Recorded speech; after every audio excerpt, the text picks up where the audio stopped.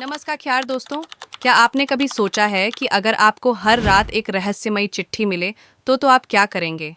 ठीक यही हुआ था रिया के साथ। एक साधारण सी लड़की जो अपनी पढ़ाई और परिवार के साथ खुशी से रह रही थी, लेकिन एक रात जब वो अपने कमरे में पढ़ाई कर रही थी, उसे दरवाजे की घंटी की आवाज़ सुनाई दी। रात के 11 बजे थे। जब उसने दरवाज़ा खोला तो वहाँ कोई नहीं था। बस एक पुरानी सी चिट्ठी पड़ी थी जिस पर किसी का नाम नहीं था। पहले तो रिया ने सोचा कि शायद कोई मजाक कर रहा है, लेकिन अगली रात फिर वही हुआ और फिर अगली रात भी। हर रात ठीक 11 बजे एक नई चिट्ठी। इन चिट्ठियों में क्या था? वो पुराने ज़माने की कहानियाँ थीं। कभी किसी पुराने मकान की, कभी किसी भूली बिसरी यादों की, और कभी ऐसी बातें जो रिया के परिवार से जुड़ी थीं। लेकिन सबसे अजीब बात ये थी कि इन चिट्ठियों में लिखी हर बात सच निकलती थी। रिया ने अपनी सहेली आरती को इस बारे में बताया।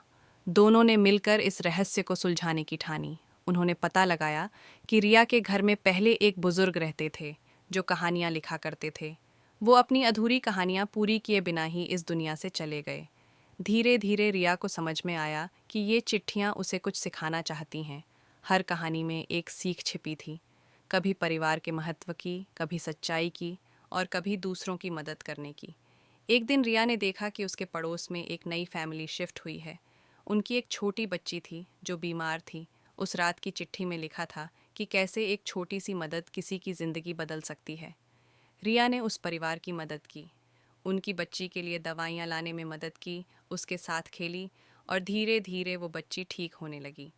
उस दिन से चिट्ठियाँ आनी बंद हो गईं, लेकिन इन चिट्ठियों ने रिया को एक अनमोल सबक सिखा दिया कि जीवन में सबसे बड़ा रहस्य है दूसरों की मदद करना और अच्छाई फैलाना। दोस्तों, क्या आपको भी लगता है कि कभी-कभी रहस्यमयी चीज़ें हमें कुछ सिखाने के लिए होती हैं? अपने विचार कमेंट्स में ज़रूर शेयर करें।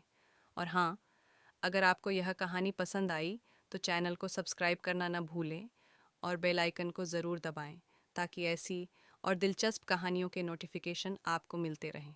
मिलते हैं अगली कहानी में। तब तक के लिए अपना और अपने आसपास के लोगों का ख्याल रखिए।